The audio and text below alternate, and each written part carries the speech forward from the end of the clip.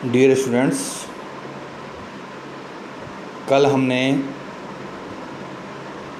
Income tax के इस विषय में सैलरी हेड, इसमें विभिन्न प्रकार के अलाउंसेज के बारे में पढ़ा था। कौन से अलाउंसेज फुली टैक्स फ्री हैं, कौन से फुली टैक्सेबल हैं, कौन से पार्टली टैक्सेबल हैं और पार्टली टैक्स फ्री हैं। आज मैंने एक व्हाट्सएप आपको क्वेश्चन भेजा है, उसका सॉल्यूशन भी भेजा है। यह अब तक जो पढ़ा है उनसे संबंधित हमारे कंसेप्ट क्लियर करने में हमको मदद करेगा। आप अपने व्हाट्सएप पर एक क्वेश्चन खोल लीजिएगा, मैं इसको समझाने का प्रयास करता हूँ। क्वेश्चन में लिखा है कि बम्बई में एक यातायात कंपनी में एक निरीक्षक 9,000 रुपये प्रति माह के वेतन पर 1,800 रुपये प्रति माह महंगाई भत्ता, 250 रुपये प्रति माह मनोरंजन भत्ता, 1,500 प्रति माह मकान किराया भत्ता, 40 रुपये प्रति माह नगर क्षतिपूरक भत्ता, 200 रुपये प्रति माह चिकित्सा भत्ता, 150 रुपये प्रति माह एक बच्चे के शिक्षा भत्ता, 100 रुपये प्रति माह परियोजना भत्ता, 3,600 रुपये प्रति माह यातायात कार्य भत्ता मिलता है। गत वर्ष में आगंतुकों के सत्कार पर 900 रुपये व्यय किए, अपने निवास स्थान के लिए मकान किराया 1,000 रुपये चुकाया, उनका एक पुत्र स्कूल में पढ़ता है, वह अपने स्वयं की चिकित्सा पर 800 रुपये खर्च किए। आपको उनकी सकल वेतन की गणना करनी है। अब देखिएगा, क्वेश्चन को सोल्व करने से सबसे पहले आप हेडिंग लिखते हैं, statement of gross income from salary for the assessment year 2021। पहला बिंदु दिया हुआ है कि 9,000 रुपये वेतन मिलता है उनको, तो आप 9,000 को 12 से गुणा कर दीजिएगा, 1,08,000 रुपये। तो सैलरी के नाम पर सैलरी 1,08,000। आपको डी ए दिया हुआ 1,800 प्रति माह, 1,800 को 12 से गुणा कीजिएगा। डियरनेस अलाउंस 21,600 रुपये। एंटरटेनमेंट अलाउंस 250 रुपये प्रति माह, यह पहले पूरा कर योग्य होता है, तो 250 को 12 से गुणा कर दीजिएगा, 3,000 रुपये। तो एंटरटेनमेंट अलाउंस 3,000 रुपये।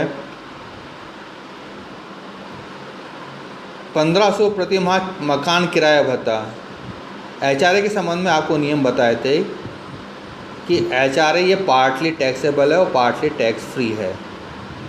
आपको 3 नियम बताए थे, उनके अनुसार हम गणना करके देखेंगे कि किस राशि की छूट मिलेगी। जो 3 बिंदु थे उनमें से जो सबसे कम होगा, कम राशि वाला होगा, उसकी छूट प्राप्त होगी। तो प्रश्न के अनुसार उनको 18,000 रुपये 1,500 प्रति माह के हिसाब से ये उनको HRA मिला। तो एक्चुअल रेंट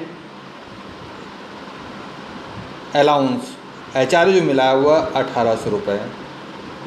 फिर दूसरा पॉइंट था रेंट, जो आपने जो किराया चुकाया है, rent paid minus 10% of salary.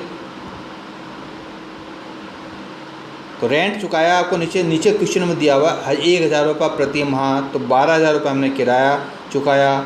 इसमें से 10% वेतन आपका सैलरी दी हुई 1,08,000, इसका 10% 1,800 ये कम कर दीजिएगा। तो दूसरे बिंदु में 1,200 रुपये। और तीसरे बिंदु में चूँकि ये बम्बई में रहते हैं तो सैलरी का 50%, यानी 1,08,000 का 50% 54,000 रुपये। अब इन तीनों में से कम है 1,200 रुपये। तो आप क्वेश्चन में लिखे house and allowance 18,000 less exempted amount 1,200 रुपये। तीनों में से 1,200 कम थी, 1,200 रुपये कम घटा दीजिएगा। 16,000 रुपये, 16,800 ये टैक्सेबल होगी। HRA महत्वपूर्ण बिंदु है, आपको ये समझ में आ गया होगा। एक बार दोबारा समझा देता हूँ कि 3 बिंदु होते हैं, तीनों में से कम राशि वाले पर हमको एग्जाम्पशन मिलता है। पहला बिंदु होता है कि आपको कितना HRA मिला, तो यहाँ 18,000 मिला। दूसरा बिंदु होता है रेंट माइनस 10%, रेंट आपने 12,000 चुकाया, सैलरी का 10% 10,800 कम कर दिया तो 1,200 रुपये। तीसरे बिंदु में चूँकि मुंबई में रहता है तो वेतन का 50% लेना है, 1,08,000 का 50% 54,000, 1,200 सबसे कम अमाउंट है। तो 18,000 जो इनको HRA मिला उसमें 1,200 कम कर देंगे, 16,800 ये टैक्सेबल अमाउंट आ गई। सिटी कंपनसेट अलाउंस ये पूर्णतया कर योग्य है, 480 रुपये पूर्णतया अमाउंट में लिख दीजिएगा क्योंकि ये टैक्सेबल है पूरा।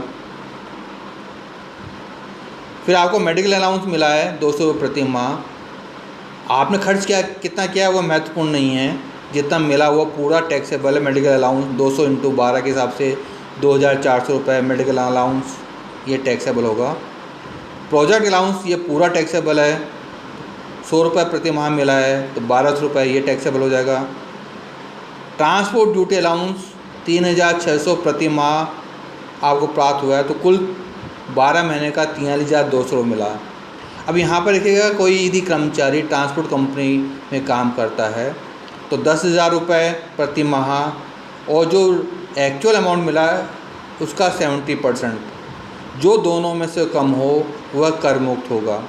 तो यहाँ पर चूँकि 10,000 प्रति माह से कम मिला है तो 70% वाला नियम लागू होगा। तो 43,200 का 70% आप निकालिएगा, ये 30,240 रुपये आएगा। ये घटा दीजिएगा 43,200 में से, शेष राशि बची 12,960 रुपये।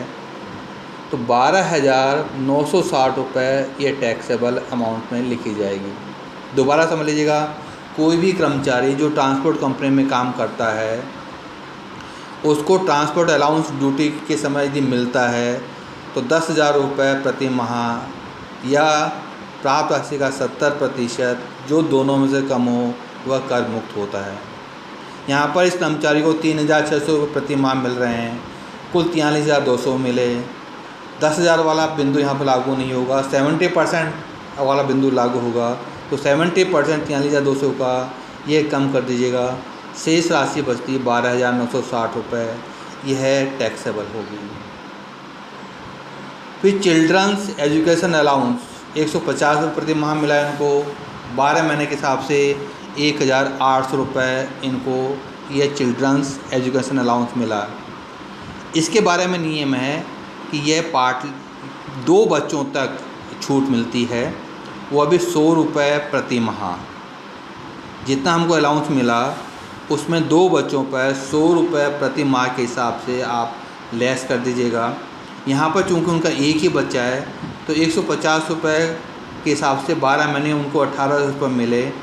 इनमें से एक बच्चे की 100 रुपये, 12 महीने के हिसाब से 1,200 रुपये ये उनके लिए कर मुक्त होगी। 1,200 रुपये घटा दीजिएगा, 600 रुपये ये चिल्ड्रंस एजुकेशन अलाउंस के नाम से टैक्सेबल होगी। क्योंकि शुरू में बताया, लास्ट पॉइंट दिया हुआ था कि वह अपने स्वयं की चिकित्सा पर 800 रुपये खर्च करते हैं, आपको मेडिकल अलाउंस मिला है, वह पूरा टैक्सेबल है। आपने उसमें कितना खर्च किया है उस पर आपको छूट नहीं मिलेगी, इसलिए पूरी राशि टैक्सेबल होगी। अब आप इन सब बिंदुओं का टोटल कर लीजिएगा, 1,08,000, 21,600, 3,000, 16,800, 480, 240, 1,200, 12,960 और 600 रुपये। तो 1,67,040 रुपये ये ग्रॉस सैलरी होगी। हमसे प्रश्न में सकल वेतन ही पूछा है, आपसे यदि वह सकल वेतन के स्थान पर टैक्सेबल सैलरी फ्रॉम सैलरी पूछता तो हम यहाँ पर धारा 16 में जो डिडक्शन है जिनके बारे में अभी हमने नहीं पढ़ा है वह यहाँ पर घटाते। क्योंकि अभी तक पढ़ा नहीं है और न हमसे क्वेश्चन में पूछा है, इसलिए आपका प्रश्न का उत्तर होगा इस प्रश्न में ग्रॉस सैलरी 1,67,040। प्रश्न में आप वर्किंग नोट जरूर लिखिएगा, विशेषकर आपके जो HRA का है इसके बारे में जरूर लिखिएगा। आपको एजुकेशन अलाउंस मिला बच्चे के संबंध में उसके बारे में लिखिएगा। ट्रांसपोर्ट कंपनी में जो भत्ता मिलता है उसके बारे में ज़रूर लिखिएगा। इन सब नोट्स के भी परीक्षा में नंबर होते हैं, इसलिए वर्किंग नोट क्वेश्चन के साथ साथ ज़रूर लिखिएगा। क्वेश्चन बहुत सरल था, कोई ज़्यादा इसमें अपने पॉइंट नहीं थे, जो पढ़े हैं वही पॉइंट थे इसके अंतर्गत। फिर भी आपको यदि किसी बिंदु में समझ में नहीं आया हो, एचआरए समझ में नहीं आया हो, ट्रांसपोर्ट अलाउंस समझ में नहीं आया हो, चिल्ड्रंस एजुकेशन अलाउंस समझ में नहीं आया हो, तो आप मुझे व्हाट्सएप पर अपनी प्रॉब्लम भेज सकते हैं। यथासंभव आपके प्रॉब्लम का समाधान किया जाएगा। अभी हमें सैलरी हेड में और भी बहुत से बिंदु पढ़ने हैं, उनके बारे में पढ़ेंगे और बाद में जैसे जैसे पॉइंट पढ़ते जाएंगे उनसे संबंधित कुछ क्वेश्चन भी करते जाएंगे ताकि वह पॉइंट हमको समझ में आते रहें। Thank you.